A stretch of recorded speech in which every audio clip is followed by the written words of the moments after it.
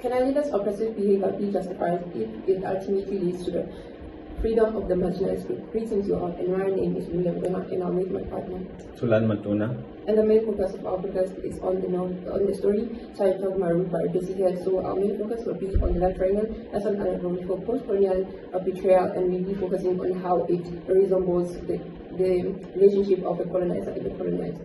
The story centers around Margaret Kadimo, who faces prejudice, discrimination, racial discrimination, and being looked down by the people of the village in Botswana.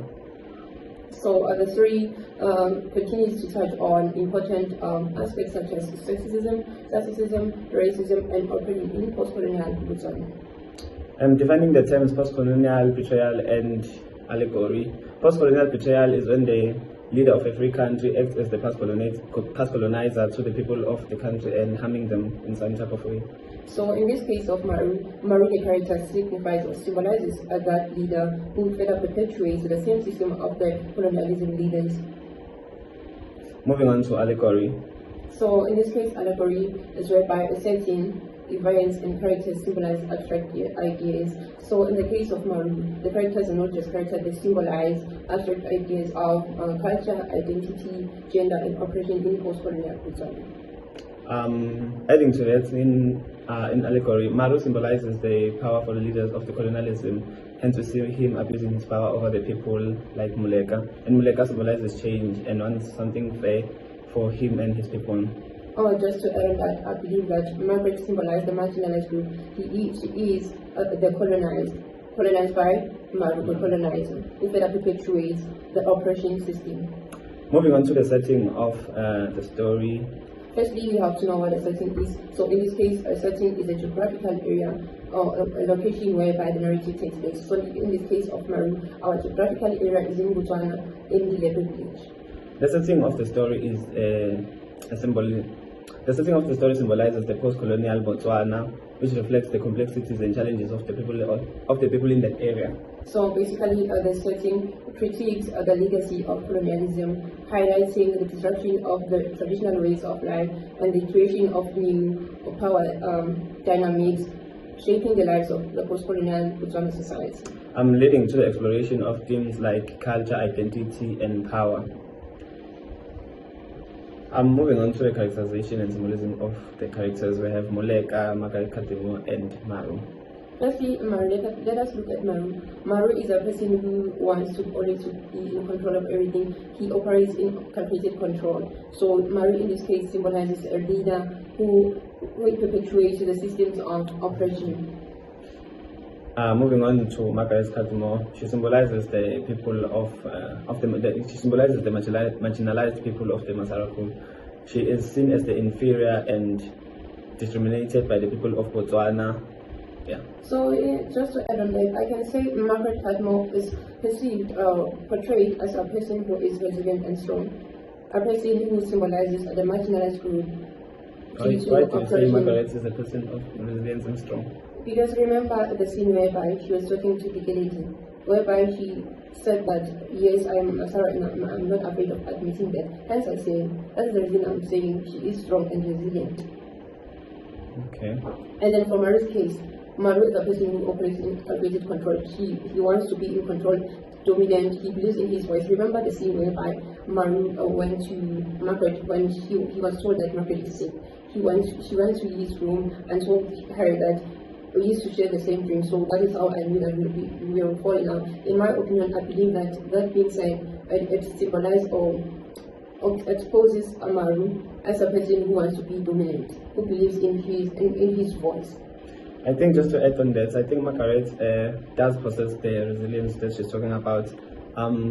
Just in regards to that, I will add to the point that moving on to the character of Muleka. Muleka believes in change. He tries and change for Margaret Kadimo and tries to love her, but he gets disappointed by the turnout of the whole thing. So in this case, in my opinion, I believe that Muleka by not approaching. So in the case of Muleka represents the ally of the Masara people. He represents people who are willing to challenge the oppressive system.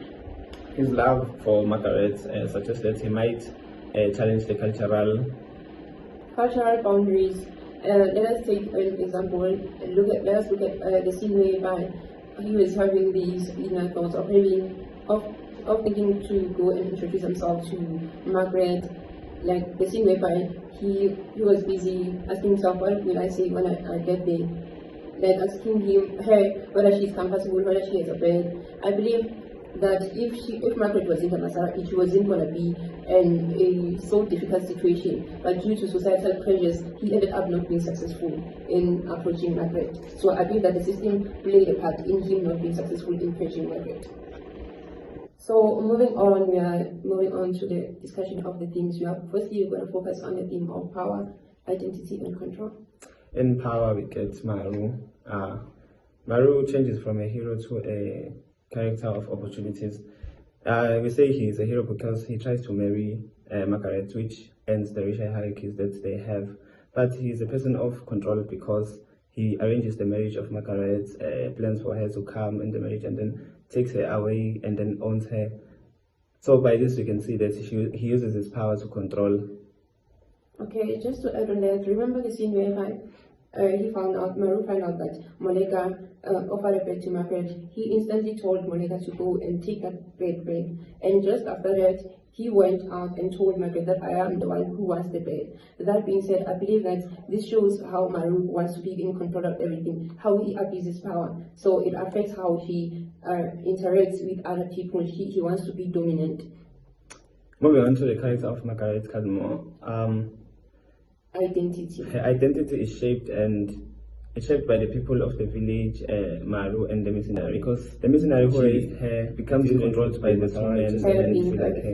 So by that, it's a kind gesture, but if you look at it in another perspective, she loses the history and abuses his power, taking advantage of the fact that she is a woman. So she will submit to everything that wants. Moving on, we're going to talk about the Margaret Cadmore uses art to show her voice. Even though the art doesn't have I believe that Margaret serves as a way of voicing out for instance, she used this idea that I believe that Margaret, so I believe also that Margaret form of resistance. I remember she was out with art, I realized that she is remember she said that I like to make that art of that, so I believe this shows how the theme of silence. herself. Not that Margaret is not silent because she's weak. She fights opposition with silence, she fights the resistance with silence. Moving to the theme of race, gender, and marginality, Margaret Cadmore faces unlimited discrimination, racial discrimination, and all by the people of the village. So just to add on that, let us look back to the scene whereby she first arrived in the village. She faced several stereotypes, discrimination from learners, from the principal, and also I believe that at first Maru did display or show signs of being stereotyping or showing signs of racism. And her gender also plays a role.